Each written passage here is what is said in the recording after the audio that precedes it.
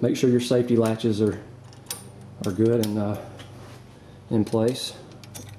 This is actually pretty dangerous. I mean, these springs are under a lot of pressure. It's basically that top shock nut, 18 millimeter, that we have to take off.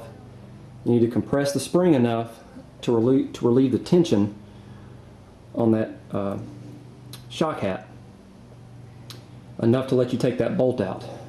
If you try to disassemble this without compressing the springs, the spring assembly will blow apart and that spring will come flying at you and probably injure you pretty badly. On this step, take every precaution.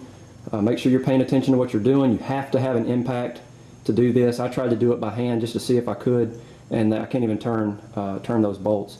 So you have to have an impact. Make sure you wear your safety glasses and your gloves and all that good stuff.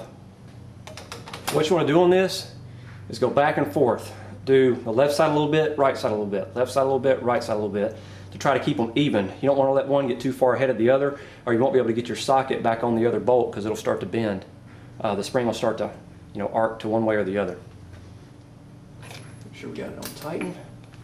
You need a good strong impact for this. It takes quite a bit of juice.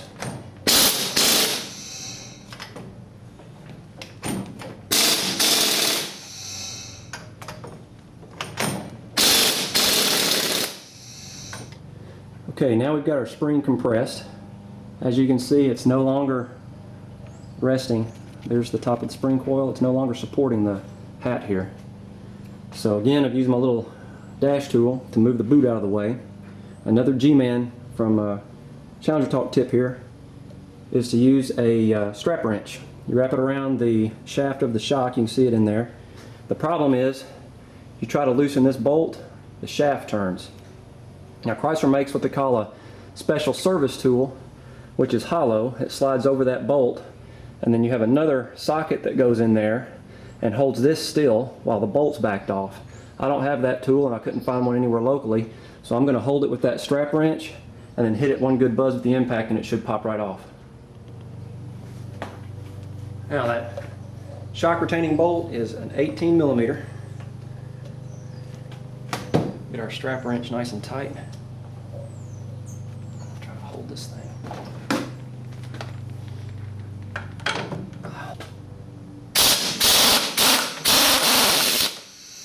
There we go.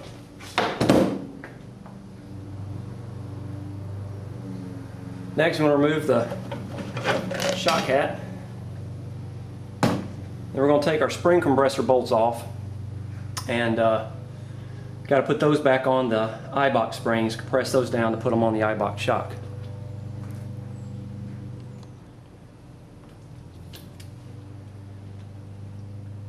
Now that we got our stock strut assembly disassembled, you're going to reuse the stock lower spring isolator. Set that on top of your Eibach shock. I've now got it mounted in the vise. Then you're going to install your Eibach spring.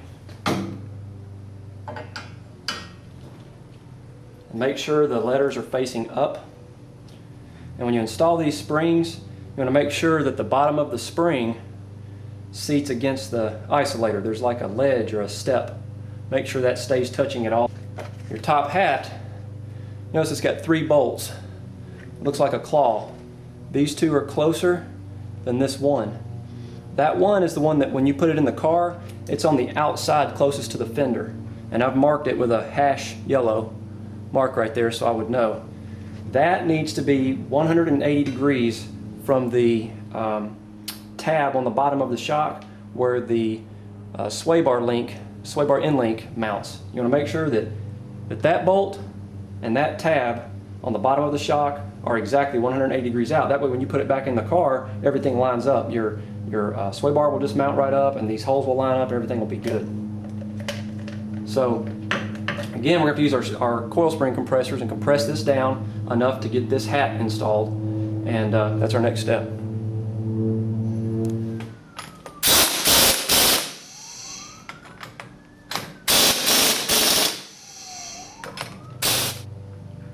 Now you'll know when you have the spring compressed enough when you hear the top of the hat hitting the shock. So work spec on that is 66 foot-pounds.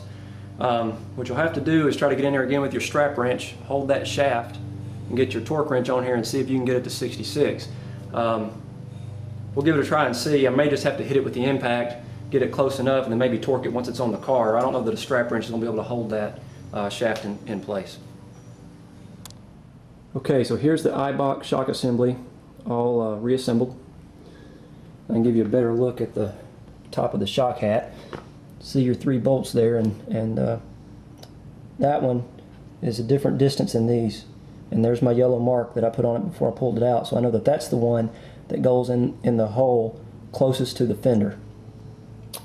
And that will make this tab line up perfectly with the sway bar end link. And you want to be, this is what I was talking about, where the